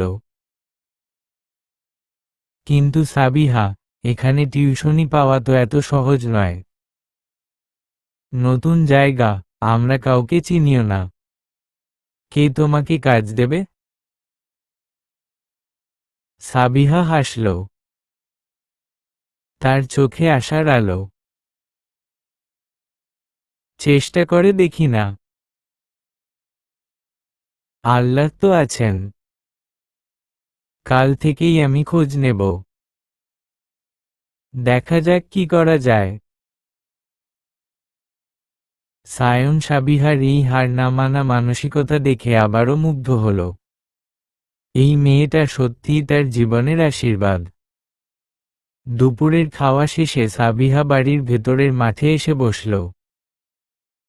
শীতের দুপুরের মিষ্টি রোদ গায়ে মাখতে বেশ ভালো লাগছে। খোলা মাঠটায় বাতাসের আলতো স্পর্শ আর রোদের উষ্ণতা, সব মিলিয়ে একটা অলস আমেজ। সাবিহা আনমনে আকাশের দিকে তাকিয়ে ভাবছিল টিউশনিটার কথা। হঠাৎ পাশ থেকে আওয়াজ এল। সাবিহা ঘাড় ঘুরিয়ে দেখল, মিলি একটা প্লাস্টিকের মোড়া হাতে নিয়ে এগিয়ে আসছে। সাবিহার পাশে মোড়াটা পেতে বসে পড়ে সে কিছুক্ষণ চুপ করে রইল। সাবিহা ইচ্ছে করেই মিলির দিকে খুব একটা নজর দিল না। তার মনের মধ্যে এখনো মিলিকে নিয়ে একটা অস্বস্তি কাজ করছে। নীরবতা ভেঙে মিলি প্রথমে কথা বলল। গলার স্বরটা বেশ নরম। ভাবি, একটা কথা বলবো? সাবিহা চমকে তাকালো। ভাবি ডাকটা তার কানে অদ্ভুত শোনালো। এই মেয়েটা তো সেদিন সায়নের দিকে এমনভাবে তাকাচ্ছিল যেন তাকে গিলে খাবে। আর আজ এত সম্মান। সাবিহার মনে হলো হয়তো সে যা ভাবছিল তা ঠিক নয়। সে কৌতূহল সামলে শান্ত গলায় বলল, হ্যাঁ, বলো। মিলি একটু ইতস্তত করে বলল, আসলে কাল রাতে পানি নিতে এসে আমি আপনাদের কথা শুনছিলাম। মানে, অনিচ্ছাকৃতভাবেই কানে এল। আপনি বলছিলেন একটা কোচিং সেন্টারে পড়ানোর কথা ভাবছেন। সাবিহা চুপ করে রইল। কথাগুলো সত্যি, কিন্তু মিলির এভাবে আড়ি পাতাটা তার ভালো লাগল না। মিলি সাবিহার উত্তরের অপেক্ষা না করেই আবার বলল, আমাদের কোচিংয়ে যদি পড়াতে চান তাহলে বলতে পারেন। আমার এক দূর সম্পর্কের আঙ্কেল ওটা চালায়।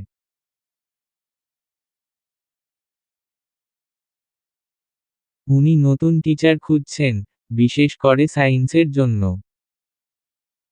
আপনি চাইলে আমি কথা বলে দেখতে পারি। সাবিহা হতভম্ব হয়ে গেল। যে মেয়েটাকে সে মনে মনে এত খারাপ ভেবে এসেছে, যার দৃষ্টিকে সে সন্দেহের চোখে দেখেছে, সেই মেয়েটিই আজ তাকে সাহায্য করতে চাইছে। সাবিহা কি বলবে বুঝতে পারল না। মিলি বোধহয় সাবিহার মনের দ্বন্দ্ব বুঝতে পারল।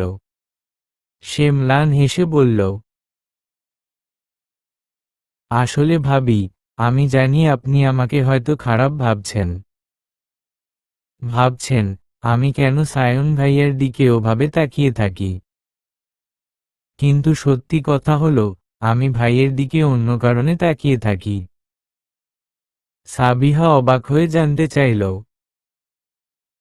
কি কারণ? মিলির চোখের কোণ চিকচিক করে উঠল। সে একটা দীর্ঘশ্বাস ফেলে বলল, আমার একটা বড় ভাই আছে ভাবি। সে স্ত্রী নিয়ে আলাদা থাকে। কয়েক বছর আগে আমার বাবা খুব বিপদে পড়েছিলেন, ঋণের দায়ে জর্জরিত ছিলেন।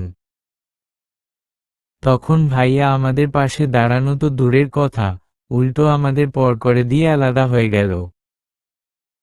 অথচ ওই সময় তার উচিত ছিল বাবার হাতটা শক্ত করে ধরা। মিলি একটু থামল, গলায় কান্নার ভাব। সায়ন ভাইয়াকে দেখলে আমার সেই কথাগুলো মনে পড়ে। ভাইয়াকে দেখি কত কষ্ট করে, নিজের স্বপ্ন বিসর্জন দিয়ে বাবা মায়ের পাশে ঢাল হয়ে দাঁড়িয়ে আছে। তাকে দেখলে আমার খুব হিংসে হয়, আবার শ্রদ্ধাও হয়। খুব ইচ্ছে করে যদি সায়ন ভাইয়ার মতো একটা ভাই আমার থাকতো। তাহলে হয়তো আজ আমাদের এই অবস্থা হতো না। কথাগুলো বলতে বলতে মিলি চোখের পানি মুছল। সাবিহার বুকের ভেতরটা কেমন যেন করে উঠল। মিলির কান্না আর কথাগুলোতে কোনো ছলনা নেই, আছে এক বুক চাপা কষ্ট। সাবিহার মনে হলো সে বড় ভুল করেছে। মিলিকে নিয়ে মানুষের মুখে শোনা কথা আর তার নিজের ধারণা, দুটোই হয়তো মিথ্যা। কিন্তু তাহলে মিলির নামে এত দুর্নাম কেন? কেন সে ডিভোর্সি? সাবিহার মনে হাজারো প্রশ্ন জাগল, কিন্তু এখন সেগুলো জিজ্ঞেস করার সময় নয়। মিলি উঠে দাঁড়াল। চোখের পানি মুছে নিজেকে সামলে নিয়ে বলল, যাই ভাবি, আমি কোচিংয়ে যাওয়ার জন্য রেডি হই। আপনি কি আজ যাবেন আমার সাথে, নাকি কাল? আমি আঙ্কেলের সাথে কথা বলে রাখি। সাবিহার মনের সব জোরটা কেটে গেল।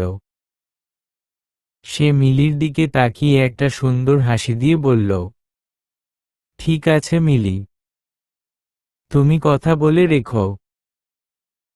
আমি কালই যাব তোমার সাথে। মিলি খুশি মনে চলে গেল। সাবিহা তাকিয়ে রইল তার যাওয়ার পথের দিকে। মানুষ চেনা বড় দায়। বাইরের খোলস দেখে ভেতরের হীরা চেনা যায় না। আজ মিলির ভেতরের সেই হীরাটা একটু হলেও উকি দিয়েছে সাবিহার চোখে। রাতের খাবার শেষে সায়ন আর সাবিহা তাদের ছোট ঘরে বসে কথা বলছিল। সাবিহা দিনের বেলার সব ঘটনা সায়নকে খুলে বলল। মিলির কান্না, তার ভাইয়ের কথা, সবকিছু শুনে সায়ন কিছুক্ষণ চুপ করে রইল। তারপর সন্দিহান গলায় বলল, সবই বুঝলাম সাবিহা, কিন্তু তারপরও আমার কেন জানি বিশ্বাস হতে চাইছে না। যেখানে আমাদের আপন রক্তের মানুষগুলোই আমাদের সাথে বেইমানি করল, সেখানে এই অচেনা একটা মেয়েকে কিভাবে এত সহজে বিশ্বাস করব? মানুষ এখন মুখোশ পরতে ওস্তাদ। সাবিহা সায়নের হাতের ওপর নিজের হাতটা রেখে বলল, তোমার ভয়টা আমি বুঝি সায়ন, কিন্তু সব মানুষ তো এক না। এখনকার দিনে অনেক সময় আপন লোকের চেয়ে পর মানুষগুলোই বেশি আপন হয়ে ওঠে। সবাই তো আর বিশ্বাসঘাতক হয় না। তুমি দেখবে, মিলি মেয়েটা খারাপ না। একটু ভরসা রেখো। সায়নের মন পুরোপুরি সায় না দিলেও সাবিহার কথায় সে আর দ্বিমত করল না। পরদিন বিকেলে মিলি সাবিহাকে নিয়ে সেই কোচিং সেন্টারে গেল। মিলির আঙ্কেল সাবিহার সাথে কথা বলে বেশ খুশি হলেন। সাবিহার শিক্ষাগত যোগ্যতা আর কথা বলার ভঙ্গি দেখে তিনি তখনই তাকে নিয়োগ দিয়ে দিলেন। বেতনটাও মন্দ না। ফেরার পথে মিলি উচ্ছ্বসিত হয়ে বলল, ভাবি, দেখলেন তো, বলেছিলাম না হয়ে যাবে। আপনি এখন থেকে আমার সাথে আসা যাওয়া করবেন, কোনো সমস্যা হবে না। সাবিহা কৃতজ্ঞতার হাসি হেসে বলল, আচ্ছা, তাই হবে। দিনগুলো বেশ ভালোই কাটতে লাগল। বিকেলে সাবিহা মিলির সাথে কোচিংয়ে যায়, সন্ধ্যার একটু পর ফেরে। সায়ন তার নার্সারির কাজ শেষ করে প্রায়ই একটু এগিয়ে যায় সাবিহাকে আনার জন্য। ফেরার পথে তিনজন মিলে গল্প করতে করতে বাড়ি ফেরে। ধীরে ধীরে তাদের মধ্যে একটা সুন্দর বন্ধুত্বপূর্ণ সম্পর্ক গড়ে উঠল। সায়নের মনের সন্দেহটাও আস্তে আস্তে কমতে শুরু করল। একদিন কোচিং থেকে ফেরার পথে সায়ন যেতে পারেনি। সাবিহা আর মিলি একাই ফিরছিল। রাস্তাটা বেশ নির্জন, দুপাশে ল্যাম্পপোস্টের হলুদ আলো।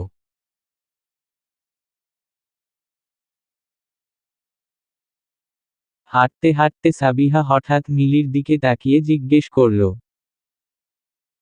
মিলি, একটা কথা জিজ্ঞেস করব? মিলি হাসি মুখে বলল, কি কথা ভাবি? আচ্ছা, হঠাৎ তোমার ডিভোর্স হলো কেন? আর আমি শুনেছিলাম তুমি নাকি স্বামী থাকা অবস্থায় পরকীয়া সম্পর্কে জড়িয়ে পড়েছিলে। কেন এমন হলো? মিলির মুখের হাসিটা মুহূর্তেই মিলিয়ে গেল। সে কিছুক্ষণ মাটির দিকে তাকিয়ে চুপ করে হাঁটতে লাগল। তারপর একটা দীর্ঘশ্বাস ফেলে বলল, মানুষ তো কান দিয়ে শোনে আর মুখ দিয়ে বলে, ভাবি। সত্য মিথ্যা যাচাই করার প্রয়োজন কেউ মনে করে না। আমার কপালে যে কলঙ্ক লেগেছে, সেটা মানুষেরই দেওয়া। সাবিহা উৎসুক হয়ে বলল, সত্যিটা কি ছিল মিলি? মিলি আকাশের দিকে একবার তাকালো, যেন পুরনো স্মৃতিগুলো হাতড়ে বেড়াচ্ছে। তারপর ধীর গলায় শুরু করল, মাত্র 16 বছর বয়সে আমার বিয়ে হয়েছিল ভাবি। বিয়ের পর সবকিছু ভালোই ছিল। স্বামীও মোটামুটি ভালো ব্যবহার করত। কিন্তু বিয়ের 3 বছর পার হয়ে যাওয়ার পরও আমার কোনো বাচ্চা হচ্ছিল না। শ্বশুরবাড়ির লোকেরা, এমনকি আমার স্বামীর সব দোষ আমার ওপর চাপাল। আমি ডাক্তার দেখালাম, সব টেস্ট করালাম। ডাক্তার বলল, আমার কোনো সমস্যা নেই। সাবিহা অবাক হয়ে শুনছিল। মিলি বলে চলল। আমি রিপোর্ট দেখিয়ে স্বামীকে বললাম ডাক্তার দেখাতে। কিন্তু তিনি কিছুতেই রাজি হলেন না। তার এক কথা, পুরুষ মানুষের আবার সমস্যা কি? শেষে অনেক জোরাজুরির পর একদিন তিনি লুকিয়ে ডাক্তার দেখালেন। আর তখনই জানা গেল আসল সত্য। তিনি কখনোই বাবা হতে পারবেন না। সাবিহার চোখ বড় বড় হয়ে গেল। তারপর মিলি একটা শুকনো হাসি হাসল। এই কথা শুনে আমি পুরোপুরি ভেঙে পড়েছিলাম। তবুও স্বামীকে সান্ত্বনা দিয়ে বললাম, কোনো সমস্যা নেই। আমরা একটা বাচ্চা দত্তক নেব। কিন্তু তারা রাজি হলো না। তাদের বংশের রক্ত নাকি অন্য কেউ হতে পারবে না। বাচ্চা যদি হতে হয়, তবে আমার মাধ্যমেই হতে হবে। সাবিহা অবাক হয়ে বলল, কিন্তু যেখানে স্বামীর সমস্যা, সেখানে তোমার বাচ্চা হবে কি করে? মিলি এবার সাবিহার দিকে তাকালো। তার চোখে তখন জমে থাকা একরাশ ঘৃণা আর কষ্ট। আসলে ওরা এমন এক জঘন্য ষড়যন্ত্র করেছিল ভাবি, যা আমি দুঃস্বপ্নেও কল্পনা করতে পারিনি। আমার বয়সী এক দেবর ছিল। তারা সবাই মিলে আমাকে চাপ দিতে লাগলো, আমি যেন তার সাথে সম্পর্কে জড়াই এবং তার বাচ্চাকে নিজের গর্ভে ধারণ করি। অর্থাৎ, স্বামীর ভাই বাচ্চার বাবা হবে, আর সমাজ জানবে ওটা আমার স্বামীরই সন্তান। সাবিহার আগে ফেটে পড়ল। ছি! মানুষ এতটা জঘন্য হতে পারে? এটা তো অনাচার। মিলি চোখের পানি মুছে বলল, আমি কিছুতেই রাজি হলাম না। তারা আমার ওপর মানসিক আর শারীরিক অত্যাচার শুরু করল। বাবার তখন আর্থিক অবস্থা ভালো ছিল না, তাই আমি সব সহ্য করে পড়েছিলাম। কিন্তু যখন দেখল কোনোভাবেই আমাকে রাজি করানো যাচ্ছে না, তখন তারা নতুন এক খেলা শুরু করল। এলাকায় রটিয়ে দিল, আমি নাকি পরপুরুষের সাথে সম্পর্ক করে বেড়াই। আমাদের বাড়িতে এক লোক কাজ করতে এসেছিল, দূর গ্রামের মানুষ। তার অনেক টাকা পাওনা ছিল ওদের কাছে। সেই টাকা না দেওয়ার জন্য তারা আমাকে আর ওই লোকটাকে নিয়ে জঘন্য এক মিথ্যা অপবাদ রটাল। এলাকার মানুষ সালিশ বসাল, আর সেই বিচারে আমাকে চরিত্রহীন অপবাদ দিয়ে এক কাপড়ে বাড়ি থেকে বের করে দিল। মিলি থামল। তার গলা ধরে এসেছে। এলাকার মধ্যে আমি হয়ে গেলাম নষ্ট মেয়ে। বাধ্য হয়ে বাবা মা আর আমাকে নিয়ে এই এলাকায় পালিয়ে এসেছি। কিন্তু দুর্নাম কি আর পিছু ছাড়ে ভাবি? সাবিহা স্তব্ধ হয়ে দাঁড়িয়ে রইল। তার মুখ দিয়ে কোনো কথা বের হচ্ছে না। সে ভাবছিল, একটা মেয়েকে সমাজ কতটা নিচে নামাতে পারে। সাবিহার বান্ধবী রুমি হুট করেই আজ তাদের বাড়িতে এসে হাজির হয়েছে। রুমি একসময় সাবিহার রুমমেট ছিল, তবে বিয়ের পর সে এখন মাঝে মাঝে হোস্টেলে এসে থাকে। ছোট টিনশেড ঘরের চারিদিকে চোখ বুলিয়ে রুমির কপালে ভাঁজ পড়ল। তার দৃষ্টিতে স্পষ্ট অবজ্ঞা। সাবিহা, তুই সত্যিই এই পরিবেশে থাকছিস? ভালো একটা বিছানা নেই, ঘরে টিভি ফ্রিজ কিছু নেই, আসবাবপত্র বলতে গেলে কিছুই নেই। তুই কিভাবে আছিস সেখানে? সাবিহা হাসি মুখে চায়ের কাপটা রুমির সামনে নামিয়ে রাখল। তারপর পাশে বসে বলল, জিনিসপত্র না থাকতে পারে রুমি, কিন্তু সুখটা কিন্তু এখানে অনেক আছে রে। এই ছোট্ট ঘরটাতে যে শান্তি আমি পাই, তা হয়তো রাজপ্রাসাদেও পাওয়া যেত না। রুমি তাচ্ছিল্যের সুরে বলল, দেখ সাবিহা, আমি তোকে আগেই বলেছিলাম, আবেগের বশে বিয়ে করিস না, সুখী হতে পারবি না। এখন দেখ তোর কি অবস্থা। না আছে বিলাসিতা, না আছে স্বাচ্ছন্দ্য। সাবিহা শান্ত গলায় বলল, আমি তো সুখে আছি রুমি। তোর কি কোনোভাবে আমাকে দেখে মনে হচ্ছে আমি কষ্টে আছি? আমার চোখে মুখে কি কোনো অতৃপ্তি দেখছিস? রুমি একটু চুপ করে রইল। সাবিহার মুখের সেই উজ্জ্বল হাসিটা অস্বীকার করার উপায় নেই। তবুও সে তার যুক্তি ছাড়ল না। সাবিহা এবার একটু কঠিন হয়ে বলল, তুই তো বিবাহিত, তাই না? তোর স্বামী দেশের বাইরে থাকে, প্রচুর টাকা পাঠায়। কিন্তু তুই তো শ্বশুরবাড়িতে টিকতে পারিস না, হোস্টেলে এসে পড়ে থাকিস। শ্বশুর শাশুড়ি তোকে দেখতে পারে না, স্বামীর সাথেও তোর বনিবনা হয় না।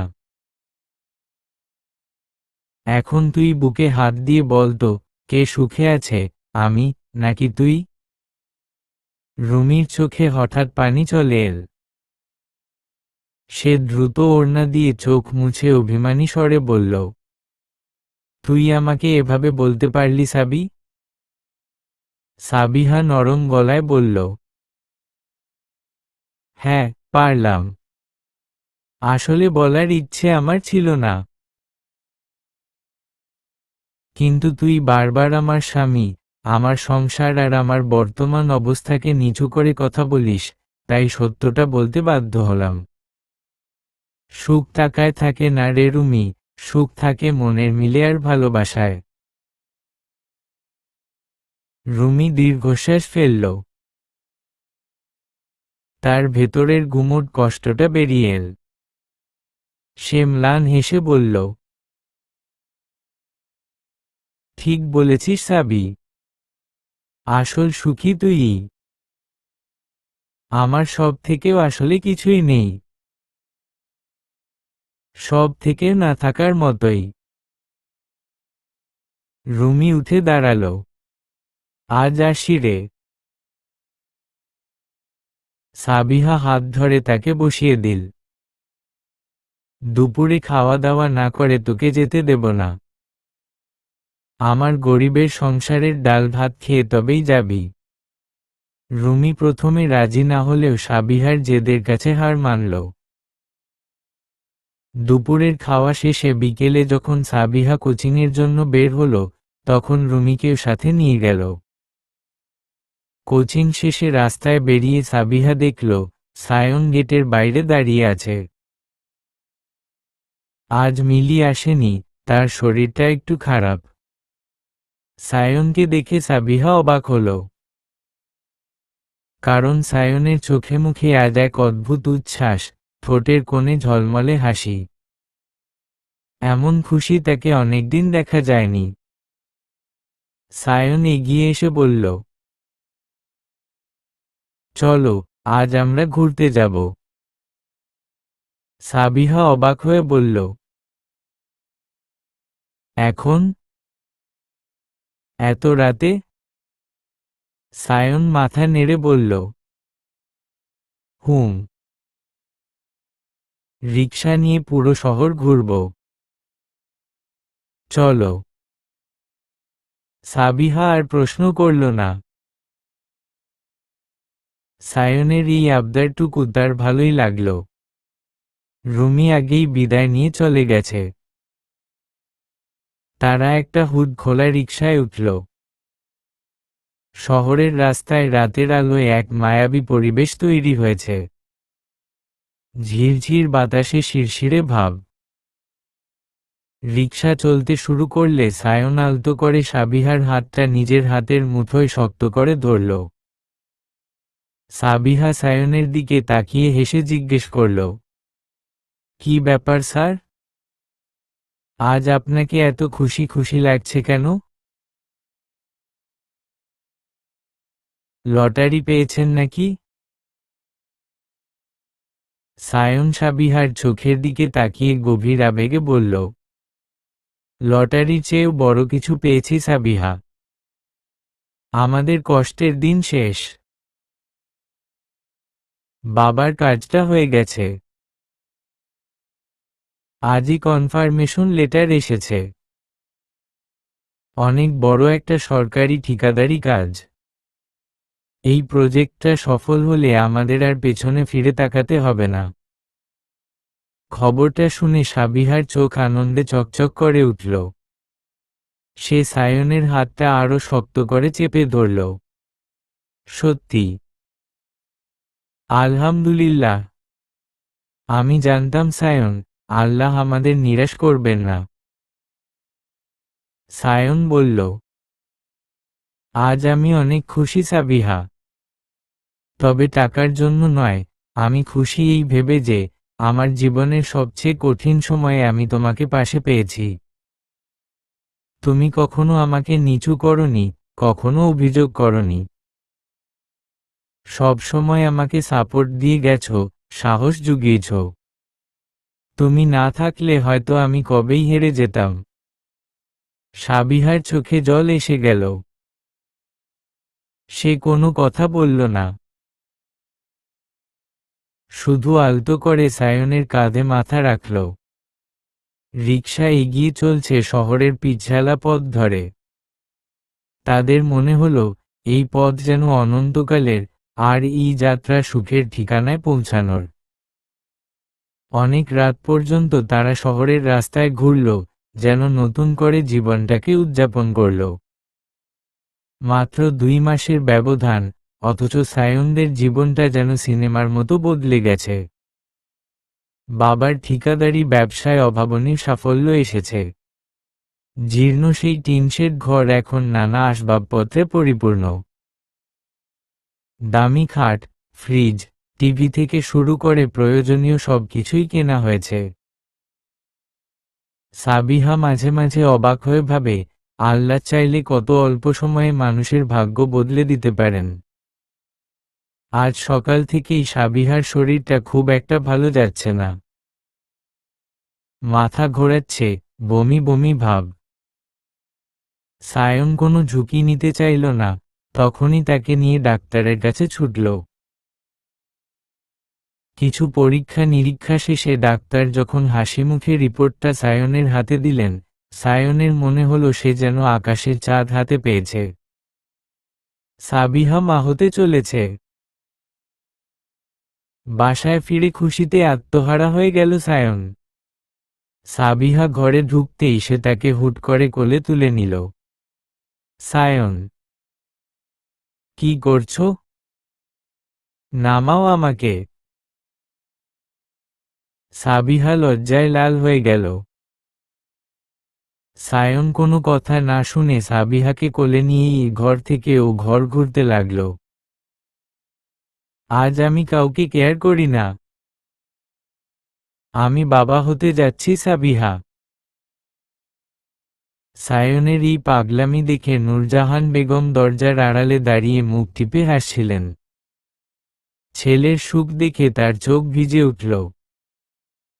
রাতে সাবিহা শুয়ে আছে, সায়ন আলতো হাতে তার চুলে বিলি কেটে দিচ্ছে। কিন্তু সাবিহার চোখে মুখে কেমন যেন বিষাদের ছায়া। সায়ন লক্ষ্য করল, সাবিহা অন্যমনস্ক। কি হলো? তুমি কি কিছু নিয়ে টেনশন করছো? সাবিহা একটু নড়েচড়ে শুয়ে ম্লান হেসে বলল, কই, না তো। এমনি। সায়ন আর কথা বাড়াল না। কিন্তু সে বুঝল, সাবিহার মনের গভীরে কোথাও একটা শূন্যতা কাজ করছে।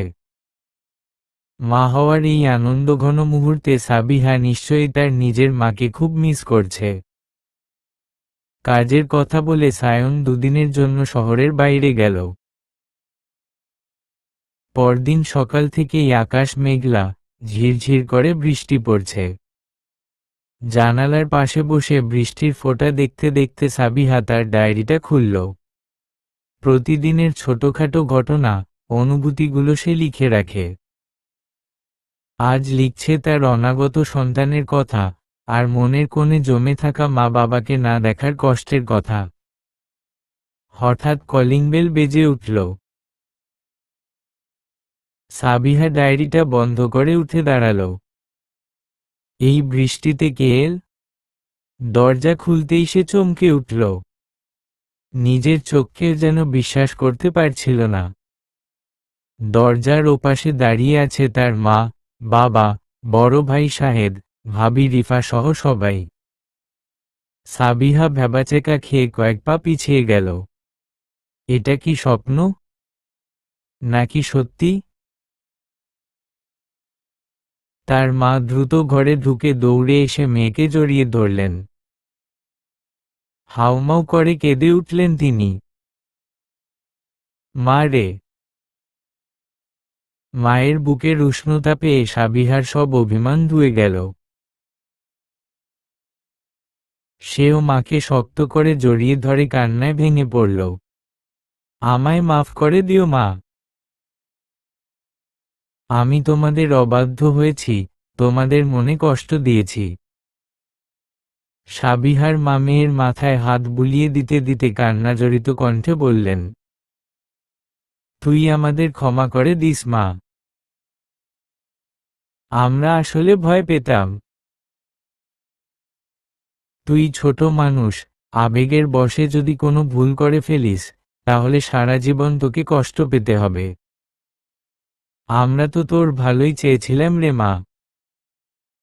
সাবিহা চোখ মুছে বলল, কিন্তু আমি তো কোনো ভুল করিনি মা। সায়ন মানুষটা অনেক ভালো। সাবিহার বাবা এতক্ষণ চুপ করেছিলেন। এবার তিনি এগিয়ে এসে মেয়ের মাথায় হাত রাখলেন। গর্বিত গলায় বললেন, আমার মেয়ে কখনো ভুল করতে পারে না। তুই যদি ভুল করতি, তাহলে কি আমরা সায়নের মতো এমন হীরের টুকরো জামাই পেতাম? সাবিহা অবাক হয়ে বাবার দিকে তাকাল। তখনই সাবিহার বাবা দরজার দিকে ইশারা করলেন। সাবিহা দেখল, সায়ন হাসিমুখে সেখানে দাঁড়িয়ে আছে। বাবার হাত ধরে সে ভেতরে এল। মুহূর্তেই সাবিহার সবকিছু পরিষ্কার হয়ে গেল। সায়ন কোনো কাজে যায়নি, সে আসলে গিয়েছিল সাবিহার বাবা মাকে আনতে। তাদের বুঝিয়ে সুঝিয়ে রাজি করিয়ে এই মহামিলন ঘটিয়েছে। ঘরে তখন এক উৎসবমুখর পরিবেশ। সায়নের বাবা মা আর সাবিহার বাবা মা গোল হয়ে বসে গল্প করছেন, হাসাহাসি করছেন। দুই পরিবারের মধ্যে যেন দীর্ঘদিনের বিভেদ নিমেষেই উবে গেছে। সাবিহা সায়নকে ইশারা করে বেডরুমে ডেকে নিল। দরজাটা ভেজিয়ে দিয়ে কৃত্রিম রাগের ভান করে বলল, তার মানে তুমি আমাকে মিথ্যে বলে শহরের বাইরে যাওয়ার নাম করে আমার বাসায় গিয়েছিলে? কিন্তু আমাকে একবারও বললে না কেন? সায়ন মুচকি হেসে সাবিহার গলা জড়িয়ে ধরল। আলতো করে তার নাকে নাক ঘষে বলল, সেদিন রাতে তোমার মন খারাপ দেখে আমি বুঝে গিয়েছিলাম তোমার আসলে কি দরকার। মা হতে যাচ্ছ, এই সময় মায়ের পাশে থাকাটা যে কতটা জরুরি, সেটা আমি অনুভব করেছি। তাই তোমাকে সারপ্রাইজ দেব বলে কিছু বলিনি। সাবিহার চোখে জল এসে গেল। সে মুগ্ধ হয়ে জিজ্ঞেস করল, তুমি আমার চোখের দিকে তাকিয়েই কিভাবে বুঝে গেলে যে আমি মা বাবাকে মিস করছি? সায়ন সাবিহার চোখের দিকে তাকিয়ে গভীর ভালোবাসায় বলল, কারণ তোমার মনটা তো আমার কাছে জমা রাখা, সাবিহা। ওটার সব খবর আমি জানি। সাবিহা আবেগে আপ্লুত হয়ে বলল, সত্যিই Sayan, you are my best husband. তোমাকে পেয়ে আমি ধন্য। সায়ন সাবিহার কপালে আলতো চুমু দিয়ে ফিসফিস করে বলল, আর তুমি আমার জীবনের সেরা উপহার। You are my best wife. দুজনেই হাসল। জানালার বাইরে তখনও বৃষ্টি পড়ছে, কিন্তু ঘরের ভেতরটা ভালোবাসার উষ্ণতায় ভরপুর। সায়ন আর সাবিহা একে অপরকে শক্ত করে জড়িয়ে ধরল। তারা প্রমাণ করে দিল, সময়ের ব্যবধানে সব ঠিক হয়ে যায়। সাময়িক অভাবে বা প্রতিকূলতায় প্রিয় মানুষের হাত ছাড়তে নেই। পরিবার হয়তো প্রথমে মেনে নেয় না, কিন্তু সময় আর ভালোবাসা সব ক্ষোভ মুছে দেয়। সব ঠিক হয়ে যায়, কিন্তু প্রিয় মানুষ একবার হারিয়ে গেলে তাকে আর হাজার খুঁজলেও পাওয়া যায় না। ভালোবাসা আর বিশ্বাস থাকলে সব বাধাই জয় করা সম্ভব। সমাপ্ত।